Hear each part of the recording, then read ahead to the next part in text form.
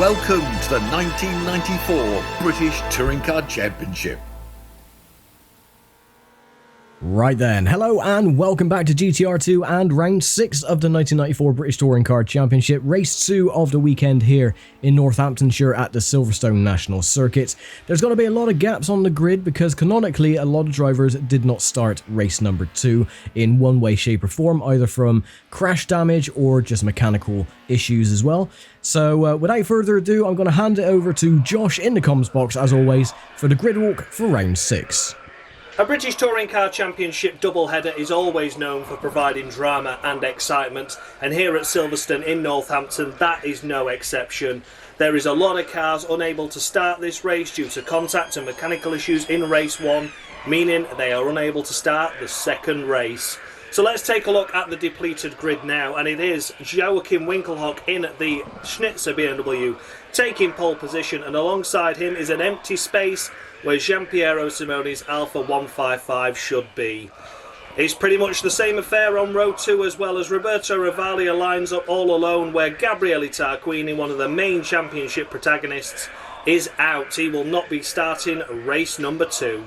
The two Vauxhalls line up on row 3 with John Cleland ahead of his teammate Jeff Allen there, and it's an all Renault affair on row 4, Alain Menu ahead of Tim Harvey.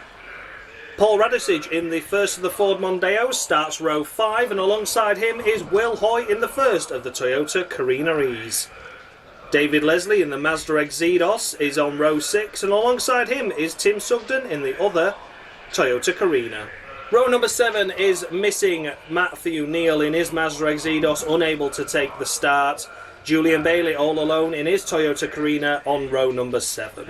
Row number 8, and it's James Kay that leads the way there for the independents. He has Patrick Watts alongside him in the first of the Peugeot 405s. Row number 9, it's the first of the Volvo 850s, and Andy Rouse alongside him in his Ford Mondeo. Dan Bartlett starts off row 10. He has Eugene O'Brien alongside him for company. And Amish Irvine in his independent BMW 3 Series starts row 11 with Jan Lammers alongside him. And as we start row 12, there's yet another missing grid spot. Keith O'Dore unable to take the start this time around, so Nigel Albon is all alone in his Renault 19 there. Eric van der Poel starts row 13 in his Nissan Primera alongside Chris Goodwin in his independent Vauxhall Cavalier. And on the back row of the grid is Nigel Smith lining up in last position all alone as James Thompson is unable to make the start. All that remains for me to do now is to hand you back over to Dan of Mushy Gaming for the race start and race commentary. As always, thank you very much, Josh, for the grid walk. As you can see, the gaps on the grid, none of the Alphas made it for race number 2.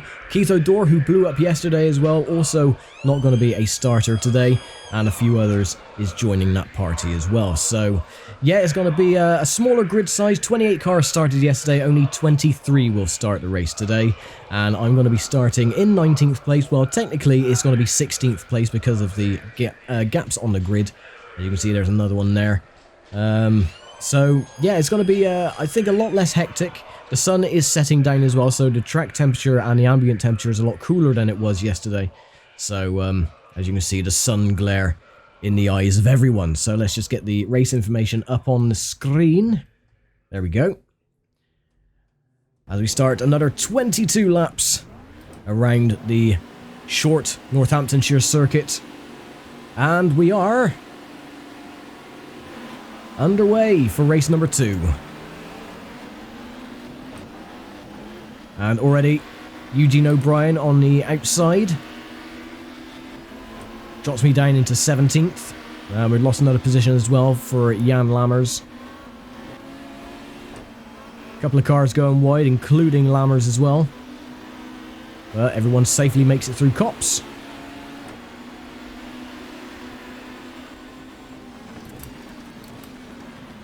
Oh, late on the brakes. Excuse me.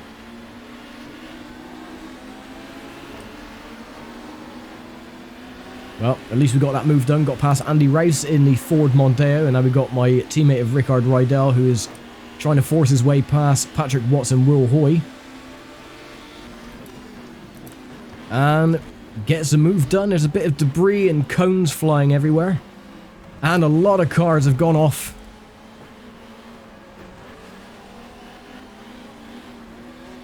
That's fine, a lot of argy-bargy going on, and I'm going to capitalise and get some positions gained up into 13th.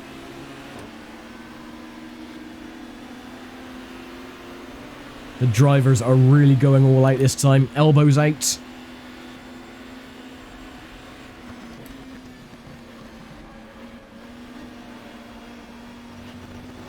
I'll tell you what, when the race ended yesterday, I was so happy that no one retired because of fuel issues. So I'm very pleased to have fixed that problem. That was hounding the first 4 rounds of the season. Now, the reason I didn't change the fuel issues or fix the fuel issues for the first 3 or 4 rounds is because I thought it was a fluke. Of course, you don't really expect so many cars to retire because of fuel problems. And I just thought, you know, being Thruxton, it's a wide open circuit. And then Brands Hatch Indy. Let's get past Rickard Rydell before I continue my thoughts. Yeah, I just thought it was a fluke, really. So that's why I didn't do anything about it until rounds 5 and 6.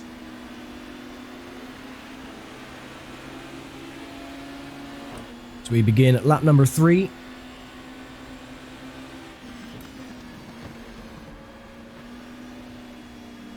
Now we have Alan Menu behind as well in the Renault Laguna.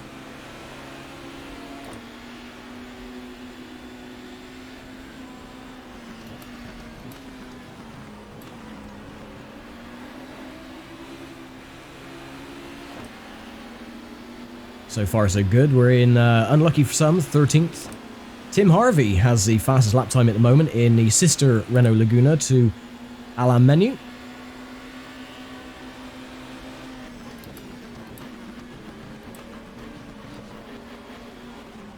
Oh, I'm going to get that move back because he's going to go wide.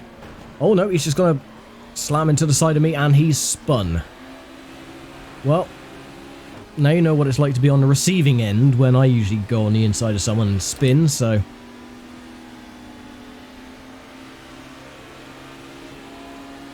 I gotta say as well, I'm very, very chuffed with the performance of Nigel Albon yesterday as well, finishing in 24th place, well 23rd, technically, after Keith O'Dore retired. Unfortunately today though, he's gone back to his usual self and is dropped back to last place. Excuse me, a little bump and run to Andy Rouse.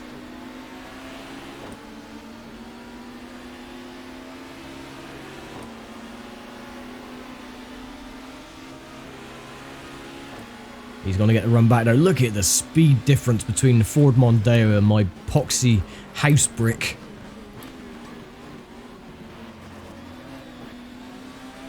Everyone's given no quarter this time round. They're going wide. They're trying to take as much speed into the corners as possible. Andy Race is going slow.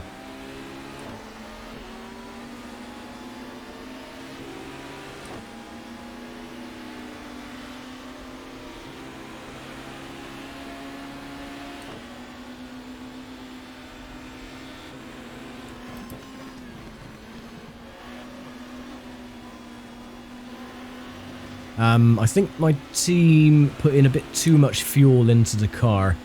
I had it set to around about 25 laps worth of fuel or 26 laps worth of fuel.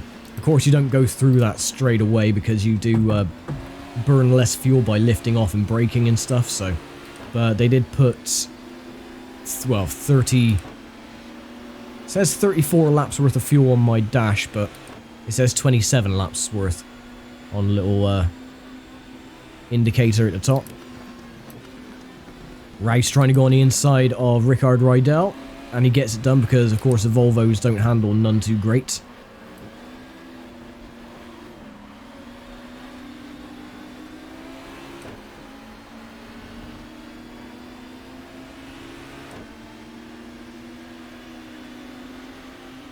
As we begin at lap number 6.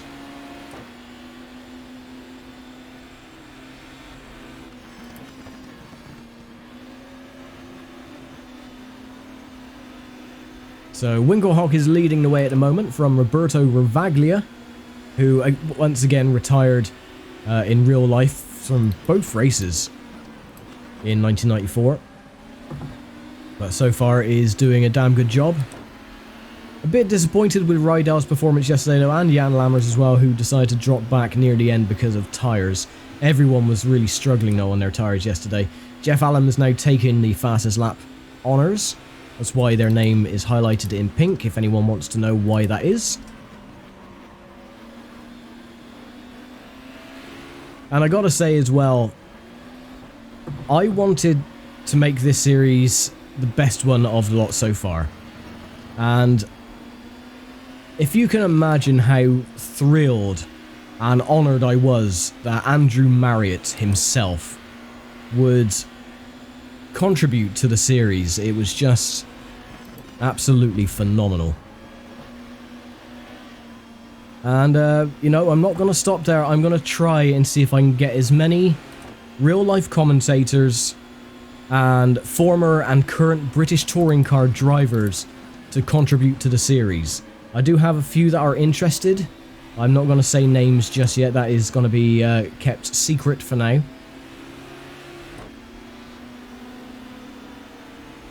And I've got a few more commentators as well that I'm going to ask. Just to see if they'd be interested, because you know, a lot of people now have started doing this series similar to this, but I'm very proud of the fact that I was the first to do it way back in 2017 when I started as an idea. It was just because I was bored. This series came about because I was bored and I had Race 07 installed. This is 2017, and I had the Super Touring mod from Andreas FSC for Race 07. So I thought, you know what? I'm going to do a series on the 1992 British Touring Car Championship. Now, back then, of course, there were a few tracks I couldn't get, like Alton Park, where the cars would roll and everything else. It was a bit of a mess. So I had to change that for Mallory Park. And the pack, or the mod, only came with 17 cars back in those days, back in good old 2017. It only feels like yesterday I was recording that.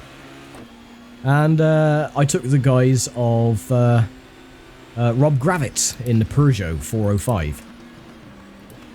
Or was it 405? I can't remember. Somewhat like that. But yeah, I mean, it was great fun. I really enjoyed it, and that's when I came around and thought, you know what, maybe I should do this as a full-on series, you know.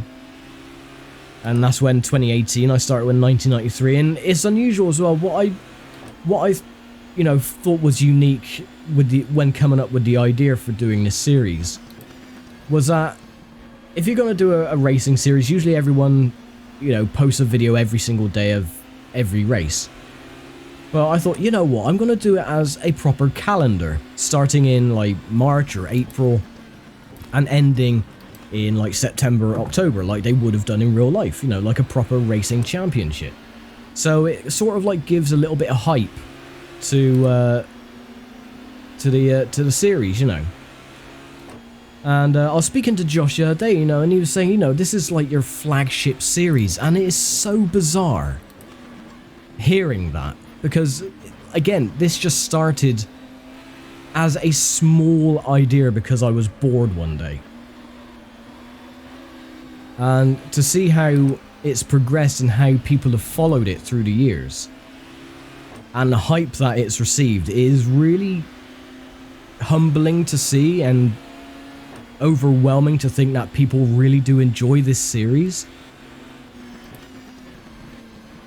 And it kind of makes all the time and effort that I've put into this, you know, like creating all the graphics that you see on screen, like from the points and everything else, and from the partnership that I've got from BTCC Blueprints as well, who have given me permission to use their illustrations for the grid walks as they would have done, you know, to get it as authentic as possible. And have told me they will continue to support my series for as long as I keep doing it, which is, you know, really wonderful to know. And the fact that this year alone I managed to get Tiff Nadell, the one and only Tiff Nadell, you know, former Formula 1 racer, former British touring car driver, former Le Mans 24-hour driver, to do an intro for the series. You know, it is absolutely mind-boggling. And it's, you know, things like that that gives me the motivation to continue on doing it. Like I said last time out a couple of weeks ago, that this may be the last series that I do at the British Touring Car Championship. But that does definitely feed the motivation to continue on for the foreseeable future. But again, I won't make up my decisions just yet whether I will can this series at the end of this year or I will continue it or do it like every bi-yearly feature. Regardless, whatever I decide, I've got a lot of things planned for the future as well, for future series, which is going to be similar to this. So don't worry, don't panic. This year I've got 2 series ongoing. So I've got the British Touring Car Championship, and then I have the World Touring Car Championship as well, which is slightly easier to manage because they literally only had 1 or 2 races every month, which is like 1 round, so.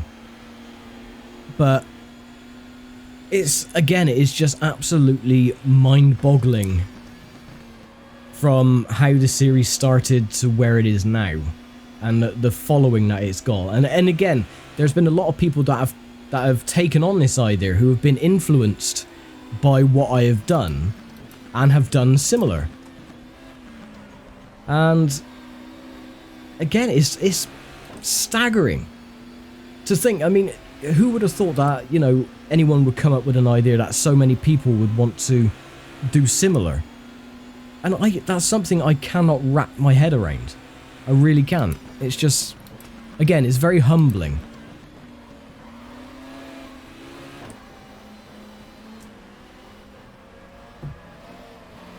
So, yeah, to everyone who has followed this series from its humble beginnings on Race 07, which, have you noticed recently, I've updated all the thumbnails to it. I thought the thumbnails that I had were really, really bad. So, I got the 1992 cars for this game, and I just made sure I got like a couple of random screenshots of the cars just to update the thumbnails. And stuff like that. But yeah, I mean, from everyone who's followed this series from its beginnings in 2017 when I was doing 1992 and still following it now, you know, you have my sincerest thanks. You know, because I didn't ever think that this series would be anything. It was just going to be a flash in the pan thing, one-off, yada yada yada. I didn't think that it would be, you know, such a flagship, as Josh said it was, series. And especially recently, there was... What got me as well was like the race, the farcical race, I would call it, at Snetterton when I went up Jan Lammers' chuff. And that was... I don't know what happened. It was like YouTube went completely ballistic and I had hundreds and hundreds of views that night. In a space of like 5 hours, the views on the video went completely ballistic. And I have no idea why. Maybe it was the algorithm for YouTube finally working or something. Maybe my video was pushed to recommended. I don't know. I didn't do anything differently at all than I have been doing for the last couple of years or whatever. But I really can't... If someone said to me, right, that going back in 2017, I'm talking a lot, I'm sorry, I'm not really paying much attention, but my car's slow. I'm not going to do very well, that is just standard. Oh, excuse me. Will Hoy. But yeah, if someone said to me back in 2017, oh, did you know that you'll get Tiff Nadell to do a voice cameo, or you'll get Andrew Marriott, you know, a voice that everyone recognizes when he's running through the pit lane at the 24 Hours of Daytona interviewing drivers. You'll have him doing a voice cameo on your series. I would just turn around and say to him, "I'll blow it out your ass, you don't know what you're talking about. You know, this is just for a bit of fun." I would never in a million years have thought I would actually muster up the courage to message these personalities that everyone knows and say, would you like to voice cameo in my little touring car series? It is insane. It really is. But again, thank you to every single person who has watched this series from the start or who's joined in halfway through perhaps, to the people who have made this series possible. Fury for the mod, the curator of this mod, who was doing the grid walks, and to Josh, who is taking over the grid walk duty this year, and for everyone who's done the points as well. So from last year, we had Jamie, we had Brad from Viper Racing, Josh as well, Rick of Catcool, or Rick Cat, Jimmy Broadbent also done a voiceover last year. So, you know, there's so many people who's made this series possible by contributing to its, I don't know, to its conclusion, to its success. I don't want to say it's success because that sounds really obnoxious, but to what it is today. You know, it is not just down to me recording these races, and I think I've messed up. Have I? No, keep it together, come on. It is a community driven series, as the channel is. The whole channel, the premise of the channel is to be a community hub. That's why I do all these, like, the support championships or whatever on, or the custom championships on GT Legends, where I have viewers' names as the AI drivers, so I can race against viewers, pretty much. Oh, Nigel Smith getting one back at me. There we go. So yeah, the whole purpose of this channel, the whole purpose of every series that I do, really, is all down to the community to join in and just have a laugh, really. Like-minded individuals who are obsessed with motorsport. So, yeah, there you go.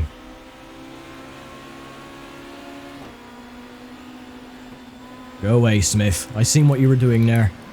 You're not taking my position. You're gonna have to prise it out of my cold, dead fingers. My tires are going off anyway, so I will probably lose a position or two. I am still in 14th though, which is a real shock. So it's not a point scoring position by any stretch, but at least it is in the top 15. Now he went a bit too deep into the corner, so I will take that spot back, thank you.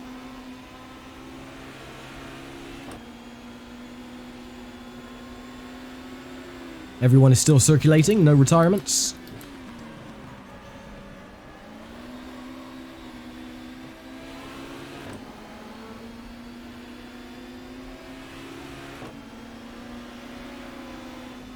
So let's have a look then. The top three. I was waffling on so much that I've not really been paying much attention to what's going on in the race. So I do apologise about that if I have been talking too much. But oh, look at that!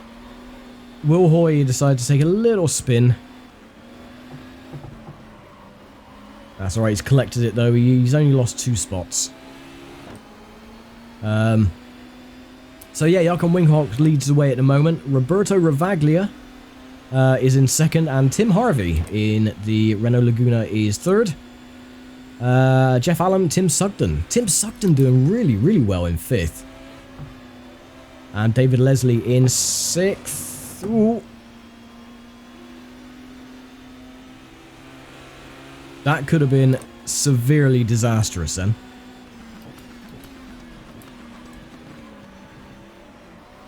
Tires are slowly starting to die off. As you can tell, Rickard Rydell, we've pulled him back in again. Jan Lammers dropped down to 21st. So you can definitely tell that the tires do go off and wane after, you know, 3/4 race distance, which is what they would do in real life as well. So we could get our 13th place back that we had at the start of the race.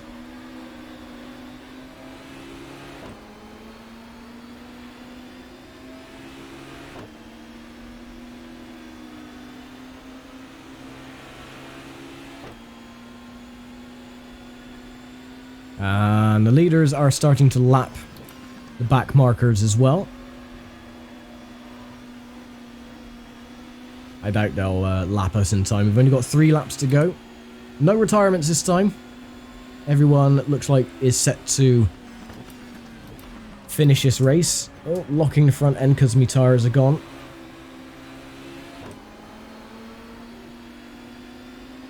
So all in all, from again the debacle of 2 weeks ago at Snetterton, I would say these 2 races were pretty much a success.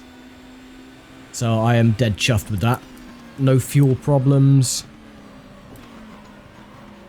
And a solid performance for me in a very underpowered Volvo, you know, 19th yesterday, which might not seem great, but I'm really chuffed with that, 19th.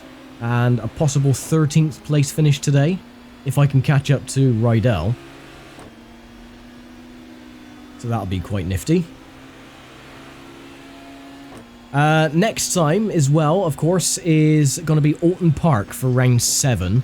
And if anyone has followed the 1994 British Touring Car Championship, under protest, the Alfa Romeo team withdrew from Alton Park. So Gabriele Tarquini and Giampiero Simoni will not be at Alton Park for round 7. Because of the aerodynamics on their cars. The other drivers didn't seem it was fair. And so yeah, they decided in protest they would withdraw from the race weekend. So there you go. So if you're expecting Alfa Romeos to be at Alton, you're going to be very heavily disappointed. But I'm just following what happened in 1994. That's why, again, only 23 cars are starting this race. Because any cars that didn't start in 1994 for race 2 doesn't start in my series. Simple as that. I want to be as close as possible to authenticity. He says as he's driving a blue and red Volvo that never appeared in real life ever. But that's why this series is just a fictional take on the what ifs. So, but again, at least we're in 13th position. And we are on the final lap already. My word, this race has gone very quickly. I went over a bit of debris. And the race is over already. Joachim Winkelhock takes the victory. Roberto Ravaglia has taken second. Tim Harvey in third. And I've got past James Kay, who looks like he was about to succumb to mechanical damage. Or maybe that was his damage or debris that was on the track that I went into. But we're going to get a 12th place. Wonderful. It's not points, but 12th place, that is pretty damn good. So I am very, very pleased with that. And there we go then. Coming up to the line. And the race is over. Wow, that was a really good race. It went really quickly as well. So, yeah. So with that, I'm going to hand it back over to the one and only Andrew Marriott for the race results and current championship standings after round 6. So let's check out Sunday's results. Well, this time a 1-2 for BMW with Winkelhock leading home Roberto Ravaglia. Great result for Tim Harvey. He comes home in 3rd place in the Renault Laguna. Then it's Jeff Allen in the Vauxhall Cavalier. Tim Sugden comes home 5th, the Yorkshireman in the Toyota. And then in 6th place it's David Leslie in the Mazda Zedos 6.